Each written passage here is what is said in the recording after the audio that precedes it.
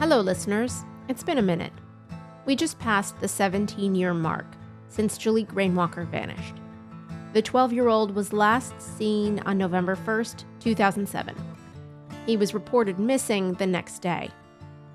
If he's alive today, something law enforcement very much doubts, he would be 29.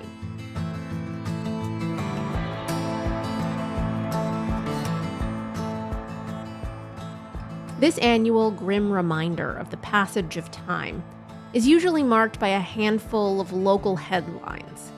Something like, quote, "It's been X years since Jaliek Rainwalker disappeared." But there were never any updates that accompanied those headlines. There'd never be any new information to share.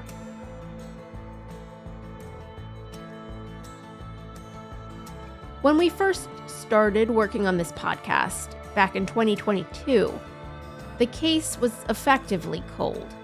There'd been no developments in 5 years. No momentum. But 2 years later, in the fall of 2024, there was something in the air. And it felt like momentum. I'm Jessica Marshall. I'm Wendy Lipertor. This is Rainwalker, the Lost Boy. Episode 10, Bones.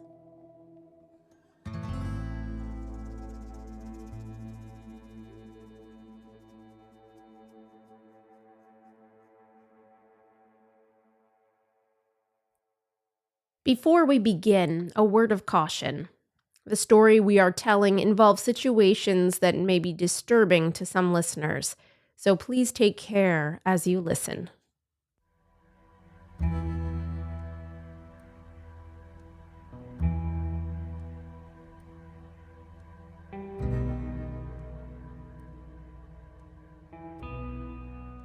For the last 9 months, Wendy and I have admittedly been preoccupied with other projects. We always kept an eye or an ear out for any updates on Jaliek's case, of course. State police were tight-lipped about it. They declined to be interviewed for this podcast, and there was never anything new to report. Until late October 2024, when a woman went for a walk with her cat in a park in Troy, New York. That's what it took to send us right back into the thick of things with this podcast. I didn't know you could walk a cat.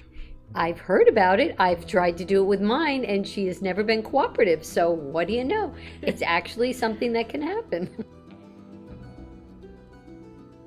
My cat would probably balk at the idea too, but I've never tried, so who knows? Not really high on my list of things to try in 2025. Anyway, forgive us, but the thing about the cat is a rare moment of levity in this story. So we're pouncing on it. You see what I did there. But in all seriousness, this cat, and its human, made a startling discovery. The pair had been walking on an unusually warm Sunday evening in a park in South Troy. Quick geography refresher here. Troy is a city along the Hudson River, about 12 miles northeast of New York's capital city, Albany. It's also about 40 miles south of the small town of Greenwich, where Jaliek Rainwalker was allegedly last seen.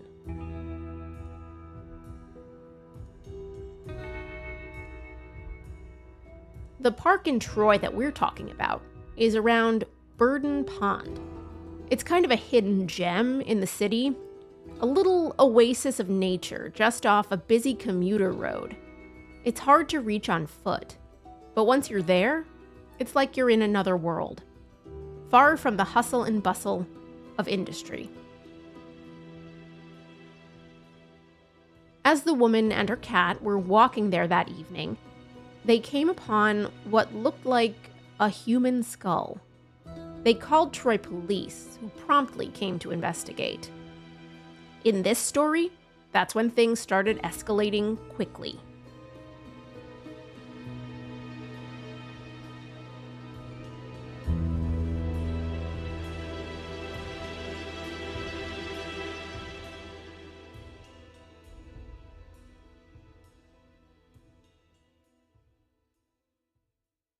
They found remains Yeah. of a young person.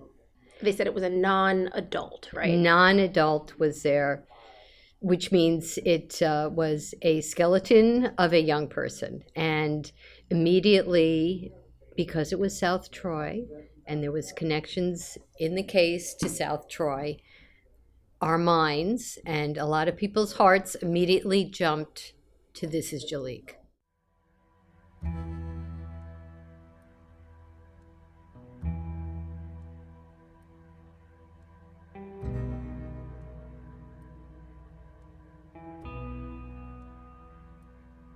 This certainly is not the first time a body turned up in the region that got the public hoping that it was Jaliek. It happened in 2017. A skull washed up on the shores of the Hudson River a few counties south of where Jaliek was last seen. It wasn't Jaliek's remains, of course, but that didn't stop the rumors from flying and the emotions from intensifying. The same thing was happening in 2024.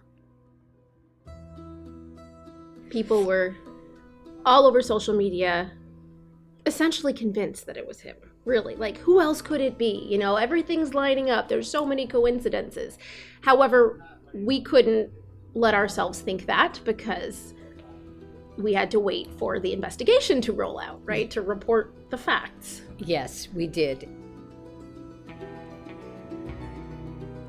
This skull had something the skull 7 years ago did not. Location, location, location. Investigators on Jaliek's case got a tip in July of 2022. That's more than 2 years before. It sent them on a search of the woods near a ball field in South Troy, just a few hundred feet from Burden Pond. It was enough of a coincidence to pique the interest of the state police. By Monday morning, investigators had swarmed the area. They blocked it off to the public. Times Union reporter Patrick Tyne was there for hours, waiting for updates. The thing about this area is that it is a strikingly pretty scene this time of year.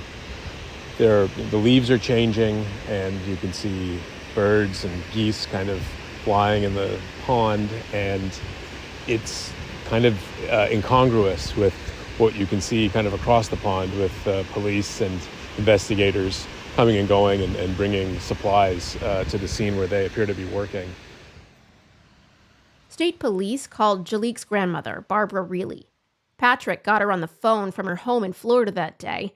She said police told her they were investigating remains found at Burden Pond. They didn't have a positive ID, but they wanted her to be aware, presumably before she started getting calls from the media.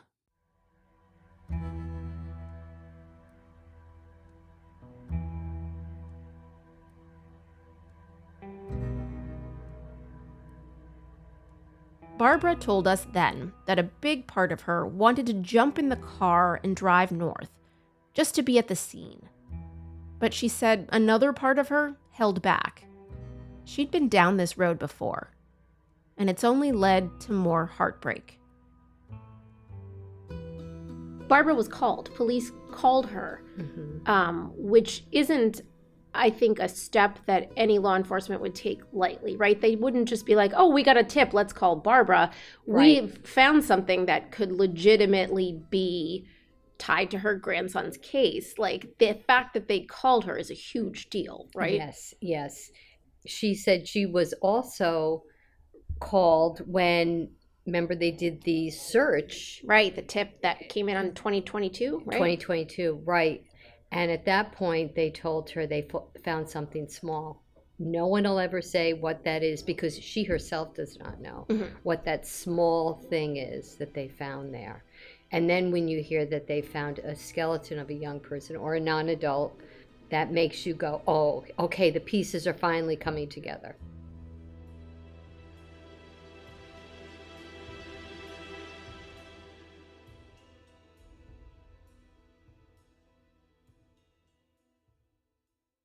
The interesting part about the remains is that it was in South Troy. And as we know, which is publicly out there, are the cell phone pings when Stephen Kerr was traveling with Jaliek Rainwalker. And there was a cell phone ping in south of Troy. That's Tina Lane. We tagged along with her and her students from the Cold Case Analysis Center at the College of St. Rose in episode 7. Tina's now at Russell Sage College in Albany, where she runs the Criminal Investigation Resource Center. Tina is talking here about cell phone data evidence that the FBI collected back in 2007 from Stephen Kerr's cell phone. Remember, Stephen Kerr is Jaliek's adoptive father, and he was allegedly the last person to see Jaliek alive. Police named him a person of interest in the case, but he has never been charged in connection to his son's disappearance. Stephen Kerr declined to speak to us for this podcast.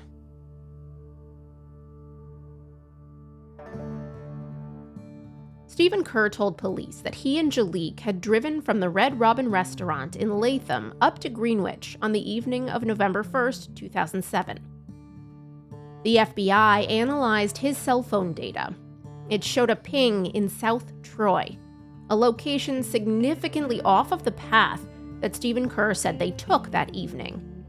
But cell phone data in 2007 was a lot less reliable than it would be today in crime solving. Now, the cell phone tower in the south of Troy, it's about 1 mile or 1.2 mile radius. It kind of edges onto Route 7, so it's still nothing really solid there. However, where the remains were found, that is somewhat in that radius. And also the remains were identified as a subadult. So that adds a little bit more to it. Yeah. So that's why the case of the unidentified remains was connected possibly to Jaliek Rainwalker, but they had to follow through. So it was a possibility. Enough of a possibility to draw Washington County District Attorney Tony Jordan to the scene. There certainly was the thought that it could be Jaliek. Jordan spoke to us weeks later from his office in Washington County. He would not talk about the specifics of the case, unsurprisingly, but he did shed a little more light on what happened the day after the remains were discovered. Jordan had arrived on the scene with neighboring Rensselaer County District Attorney Mary Pat Donnelly. Could you talk about what you saw? No, it was recovered remains, and then they were going to be removing them so that a more detailed, closer examination could be conducted. First, I think probably the first order of business was to determine whether or not it could be Jaliek, and then after that, the medical examiner and her team would begin the process of trying to determine who the person is. So I think it's an odd situation in the sense that hopeful is not really an accurate word, because to say you're hopeful it's one person means it's disappointment if it's not, but it's somebody's family found closure, is always the hope. And so it's kind of a mixed experience as you wait to figure out who it might be or who it is not. We're going to take a short break.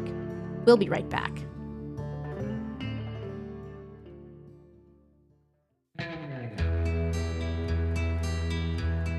Schoharie County Sheriff's Office and New York State Police Patrols responded to a motor vehicle crash at the intersection of State Route 30 and State Route 30A in the town of Schoharie.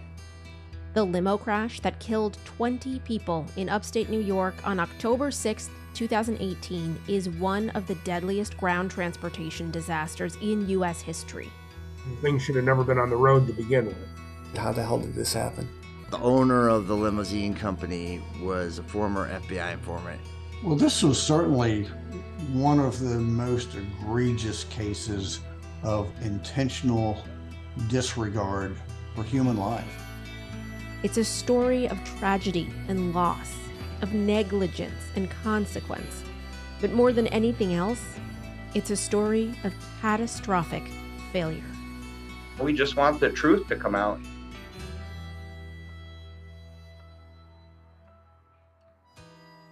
Listen now at timesunion.com or wherever you get your podcasts.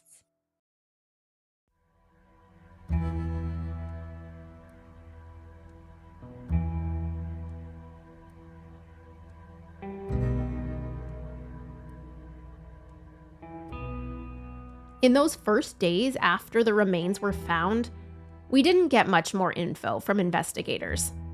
They'd found more than just a skull. There were ribs and a femur, too. Investigators also said that there was a good chance that they would be able to extract DNA from the remains. What they would or could do with the DNA, though, was unclear. Well, you're watching me like you want a DNA lesson.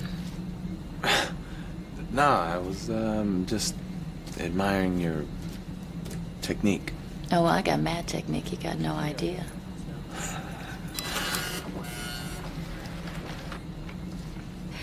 Primary donor on the steering wheel matches the cargo.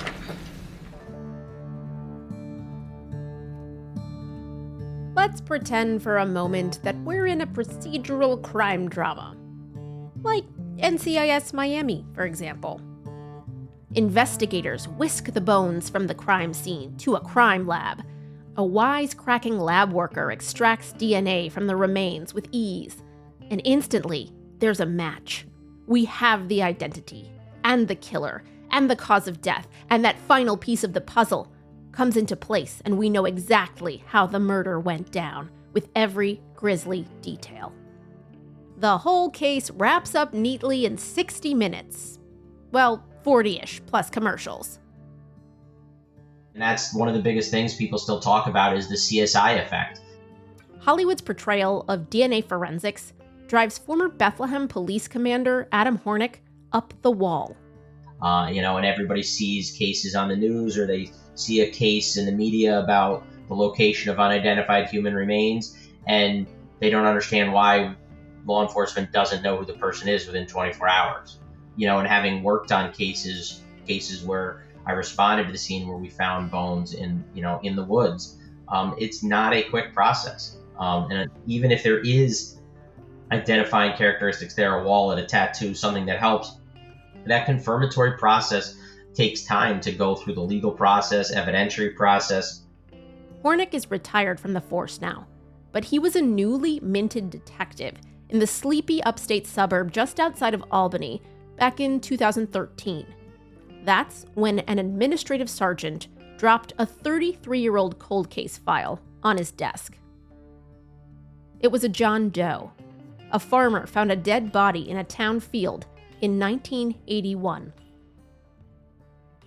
At that time, I had not even heard of the case and was not familiar with it, but it intrigued me right away, and started to do some research and try to locate any records, paperwork, documents, or anything that we had related to it at all.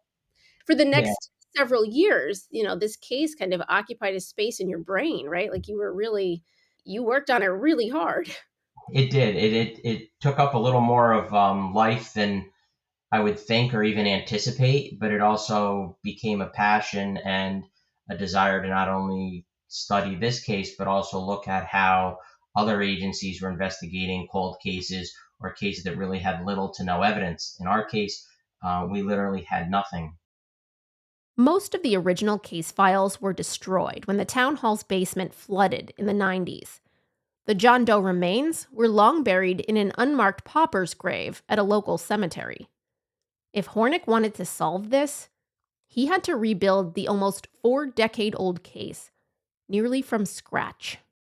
And every time a piece of that puzzle came in and more information was learned, whether it was from the coroner's office or from DCJS, or other records we were able to help create or find, it started putting things together and allowed us to come to the point that we were able to recover the jawbones of the decedent in a basement of a dentist office in Saratoga County. And those bones had sat there for about 36, 37 years in a cardboard box on a shelf.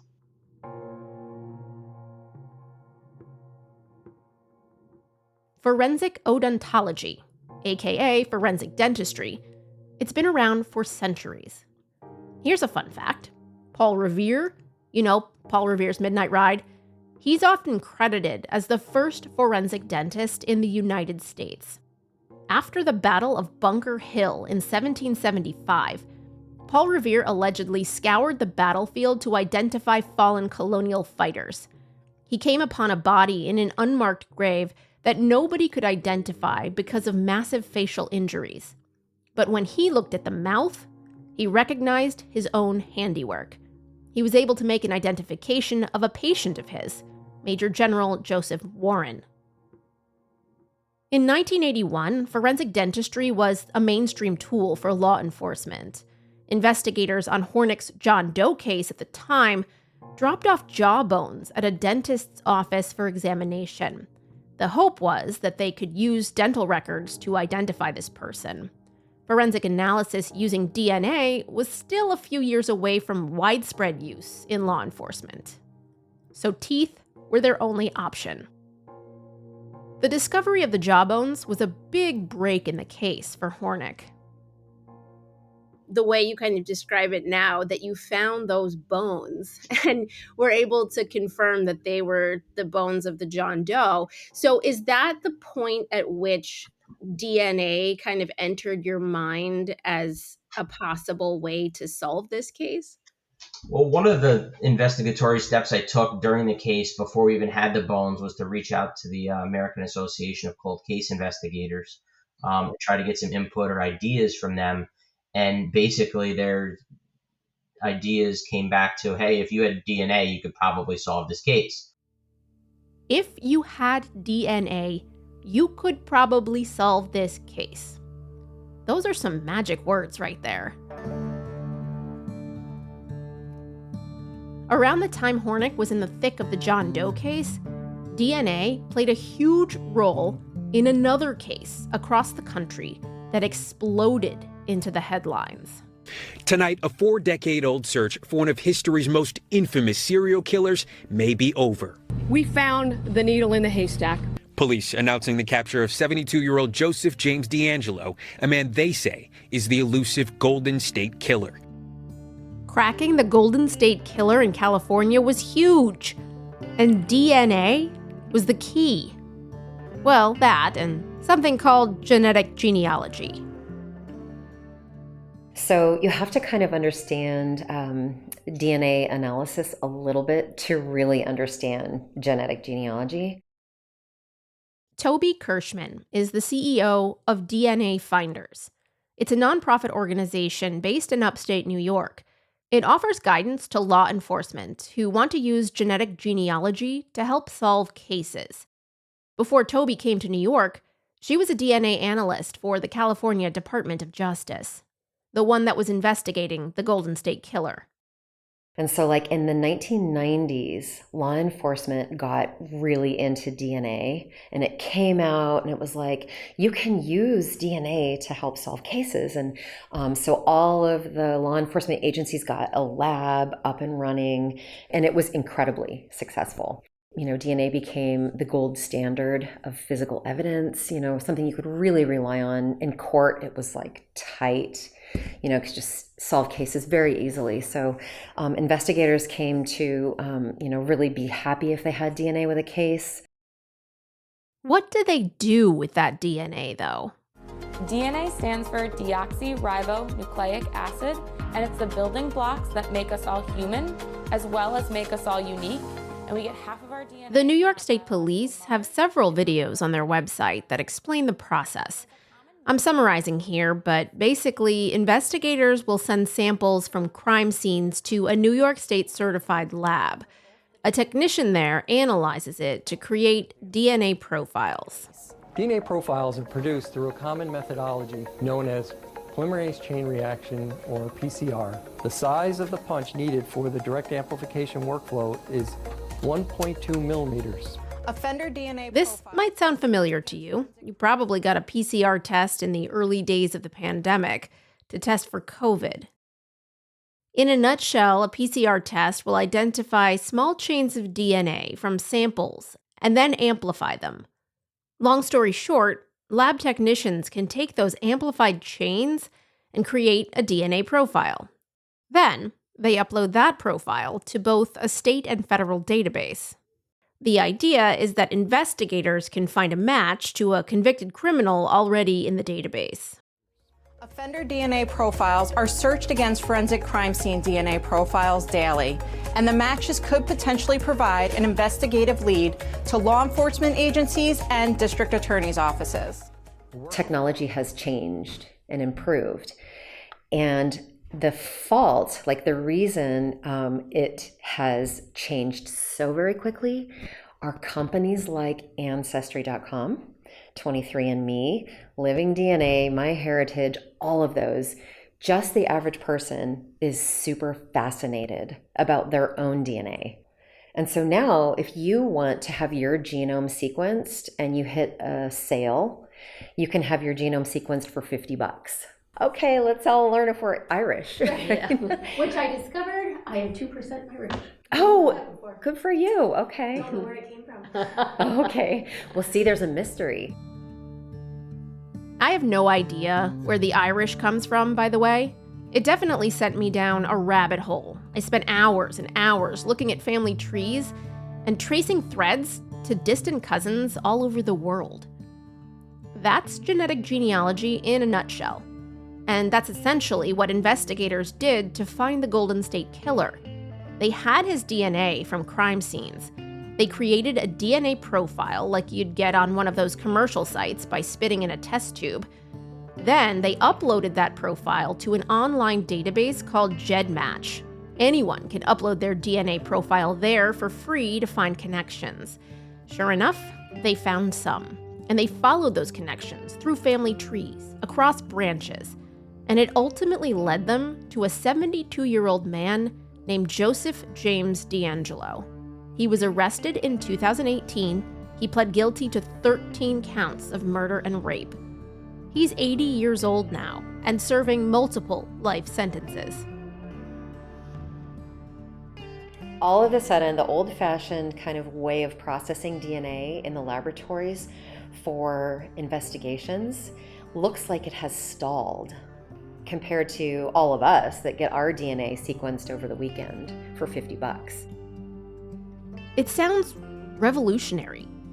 If it worked for the Golden State Killer case, couldn't it work for thousands of other cold cases? It's certainly promising, but of course, it's never that simple. Commander Hornick could not get too excited about the possibility of solving his John Doe case with genetic genealogy, because back in 2018, he wasn't actually allowed to do it. New York State passed a familial DNA law in 2017. That allowed law enforcement to match DNA recovered at crime scenes with potential relatives through the state's DNA database. That's not quite genetic genealogy. That uses a different kind of genetic profile in consumer sites like Ancestry and 23andMe. It was not the green light that Commander Hornick needed to proceed with his John Doe. But the biggest roadblock came from the way the law was written, in that the familial DNA law stated that testing could only be done on evidence that was left behind at a crime scene. Meaning, if somebody was struck with a hammer and the hammer was left at the scene, we could test from that. But the law did not allow for the testing of unidentified human remains for the purpose of determining who that individual was. We tried to opine that, the body had been left behind at the scene. And it was pretty clear that the law, that's not the intent of the law, and the law was written just for items of physical evidence that had been left behind. That left Hornick and his John Doe out of luck. There was no direct evidence that John Doe was a victim of a major crime. Still, Hornick submitted his case to the lab. His was the 11th ever in New York. Now, New York has a complicated bureaucracy around forensic testing for criminal investigation. Any gene sequencing and familial DNA evidence has to come from a state-certified laboratory to hold up in court. Those state labs are often extremely backlogged. So if you want quicker results, you gotta pay for testing through private labs. Really, the biggest reason the factor was for New York State was to make the DNA admissible in a New York State court. It had to be done by an accredited lab under New York State Health Department standards. And all the labs, the private labs that were doing genetic genealogy, or familial DNA were not New York State accredited. So yeah, we could have spent money and sent it to an out-of-state lab and gotten our results sooner. But if it came back that it was definitely a homicide or a case we would have to take to court, that evidence wouldn't be admissible, and the fruit of the poisonous tree would pretty much suppress everything we did.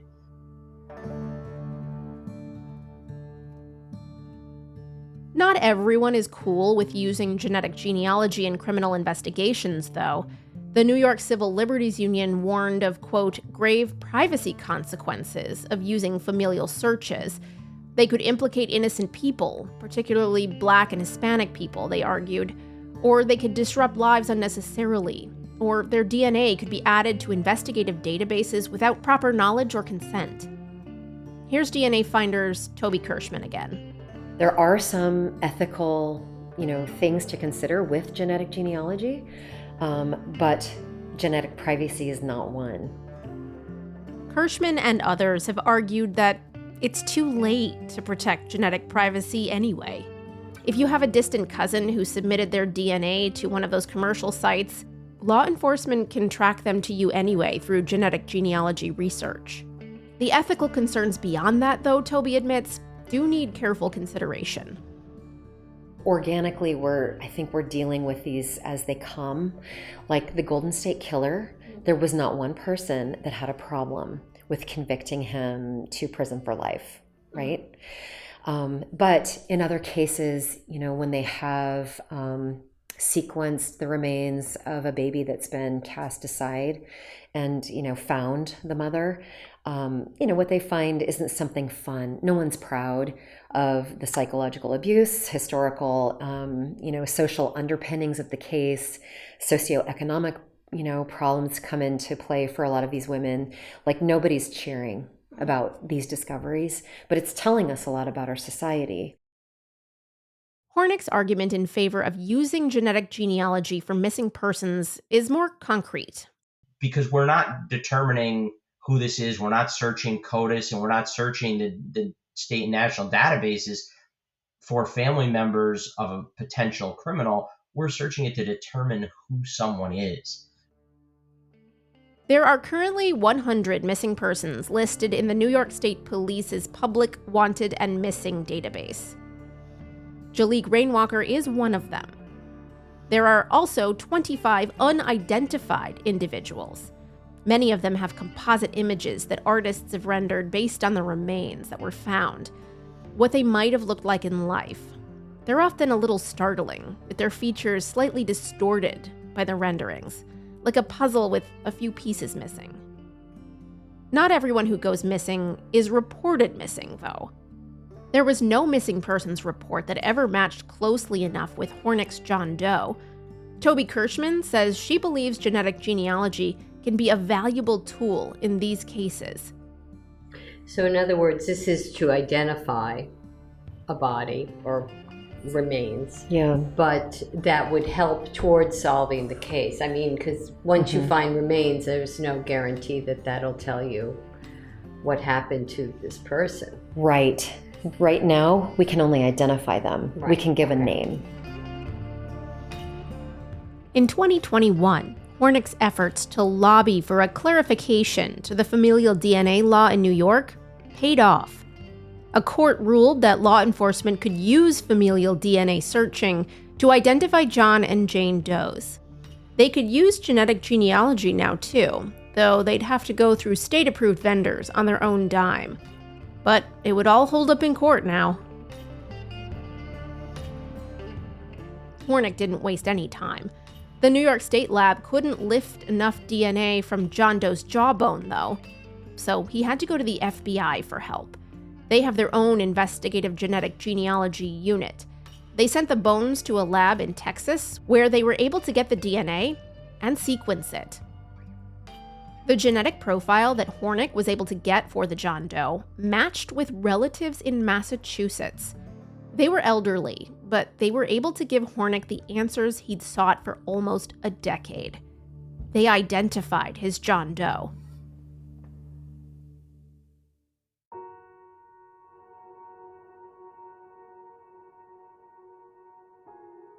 His name was Franklin Feldman. He was 41 years old, and he drifted in and out of society during the 1960s and 70s. He'd been homeless at times, and somehow he'd found his way to Bethlehem, New York, where he'd been looking for food and shelter from local organizations in the area. His exact cause of death was never determined, but police ruled out any foul play. Hornick suspects either he was ill or he froze to death during the cold winter in the region. The promise of genetic genealogy as a crime-solving method is certainly exciting. But is that just the CSI effect talking? Would genetic genealogy bring closure to Jaliek Rainwalker's case? We're going to take a short break. We'll be right back.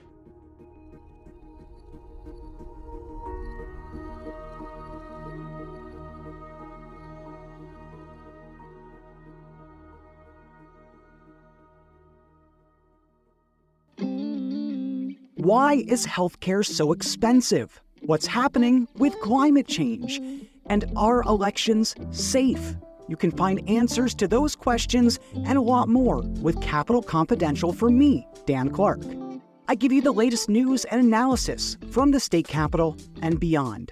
Sign up now at CapitolConfidential.com. That's Capital with an O, confidential.com.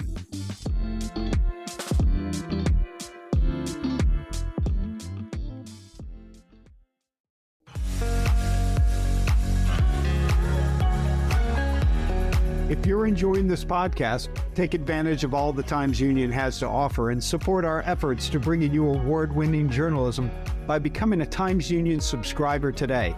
Go to timesunion.com/subscribe.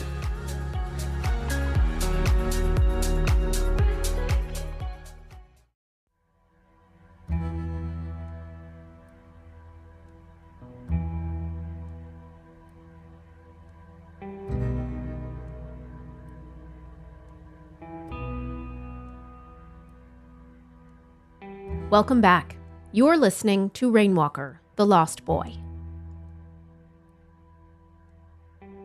The wait for confirmation of whether the remains found by Burden Pond were Jaliek Rainwalker's felt interminable. In reality, it was only a few days. A blip of time, really, in terms of how long it actually takes for forensic investigators to work their magic. Again, it's not like Hollywood. Wendy and I had lots of feelings during that time. I found myself daring to hope. You know what I'm saying? Like, right. You know, as a journalist, you can't let yourself get that way. But after immersing yourself in this case for so long, and you even longer than me, like you just wanted it to be him. Yes, we did. Of course, we both wanted it to be Jaliek. That's only human.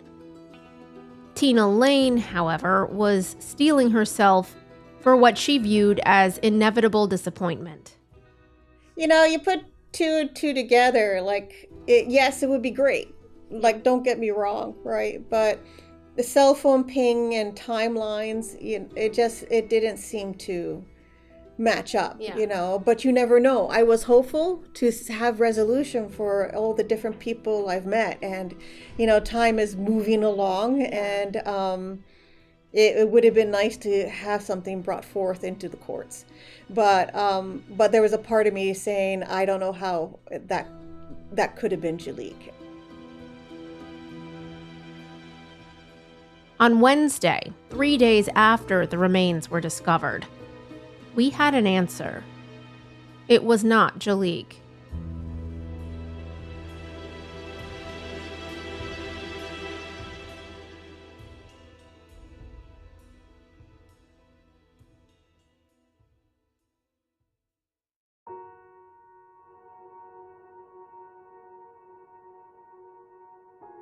Troy police said they did a dental comparison between the skull and Jaliek's records.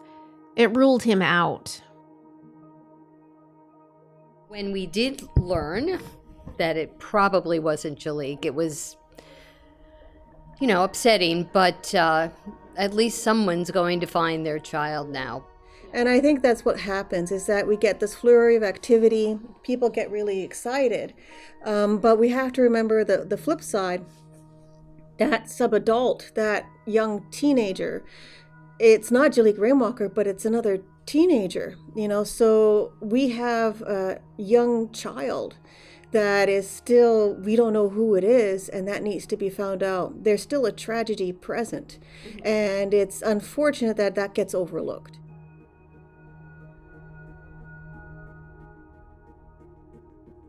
After the announcement that the remains were not Jaliek's, the media frenzy died down pretty quickly. Back in Washington County now, District Attorney Tony Jordan says, despite the fact that it's not Jaliek, the case is still far from cold. I mean, he drove 40 miles to see the remains, after all. Every lead that comes in some form or fashion, advances the investigation, because it either closes a possible question or opens up new doors. And all of that is a positive, in that it's one step further along the path. And so it's very frustrating, because at times things move at a glacial speed, but every time there's a lead, the law enforcement runs it out and takes it very, very seriously. And so I think it's incrementally positive. So but you're still in the same position you were 2 years ago, that not time for a grand jury yet. The process is still ongoing, and it's, I talked to Barb Reilly after it was determined that it wasn't Jaliek, and the thing I've said to her all along is the same thing here, is it's not a cold case, because cold has an implication of it's just sitting on the back burner somewhere. So it is an ongoing investigation, and when there's enough evidence to convict someone, then that's when the next phase of the process will occur.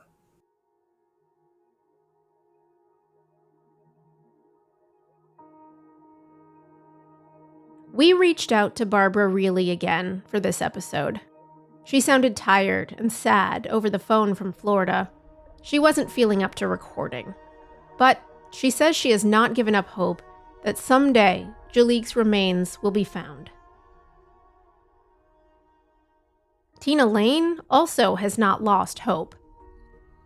I think the nice thing is the energy that came from this. It's probably revived even more so interest in trying to find some kind of resolution in the case, or maybe looking over all the physical evidence and trying to figure out what can be done next with the new technology that's out there. New technology, yes. But in the case of Jaliek Rainwalker, not necessarily genetic genealogy. I don't see anything that genealogy will assist unless it's really an unknown offender. That's when that's best. Since you don't know, this is, mixed DNA with the victim DNA, and we don't know who it is. So that is extremely helpful. Or when you find unclaimed remains, we don't know who it is despite dentition. Right. So then you move on to the next part. The genealogy will help identify, and the next question is cost. Yeah. So, genetic genealogy has its place, but however, when cases are worked, you usually have individuals in mind. Yeah. And they're there. And now that the technologies with these unresolved cases come forward, now they can say, we can rule people out. And then if you ruled all people out, then genealogy might be somewhere to go to.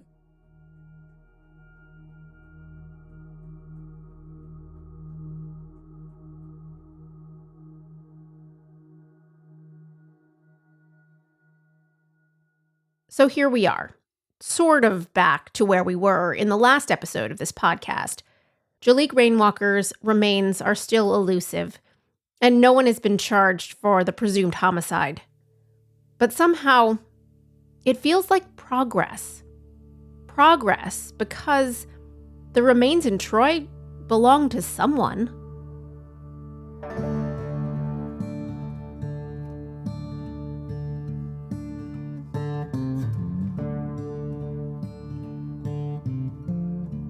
In mid-November of 2024, a month after the remains were initially discovered by Burden Pond, police announced they'd identified them.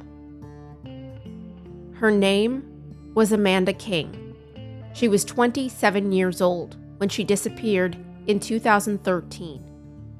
She was last seen leaving a drug rehabilitation center in Glenville, New York, about 22 miles from Burden Pond. Amanda King had been seeking treatment for heroin addiction. She left the center with an unidentified individual. Police say they identified the remains using a combination of dental records and DNA extracted from a femur bone. They would not elaborate on whether they used genetic genealogy. Regardless of whether they did, genetic genealogy can only get you part of the way to solving the case. It can tell you who it is, but as in the case of Franklin Feldman, Adam Hornick's John Doe case, it cannot tell you how they died. Amanda King's death is still under investigation. Police have not yet ruled out foul play. Amanda King had light blue eyes and blonde hair. Friends and family say she had a bright smile, that she was intelligent, and always looking for new ways to challenge herself. She would have been 38 years old today. We may never know how she died, unless someone comes forward with information. But at the very least, her family was finally able to lay her to rest.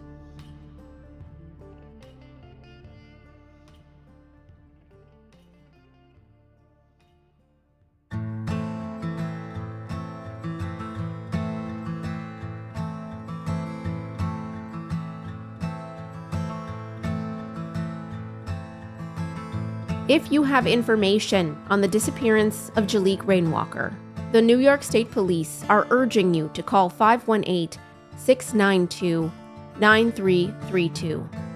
You can also email tips to nysvicap@troopers.ny.gov. If you have any information about Amanda King's disappearance, Troy Police are urging you to call 518-270-4771. And you can also submit a tip online at troypd.org. If you have reason to believe that your child or a child you know has been abducted, after you've reported your child missing to law enforcement, you can also call the National Center for Missing and Exploited Children at 1-800-843-5678. And you can contact the Black and Missing Foundation at www.blackandmissinginc.com. You can also find all of this information on our website at timesunion.com/Rainwalker. Rainwalker, the Lost Boy is a Times Union podcast. This series was produced and edited by Wendy Libertor and myself, Jessica Marshall.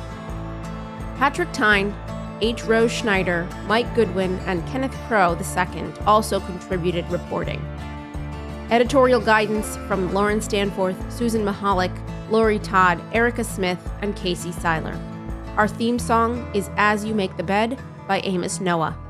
Additional music by ELFL, American Legion, Sleepaway Camp, and Roots and Recognition.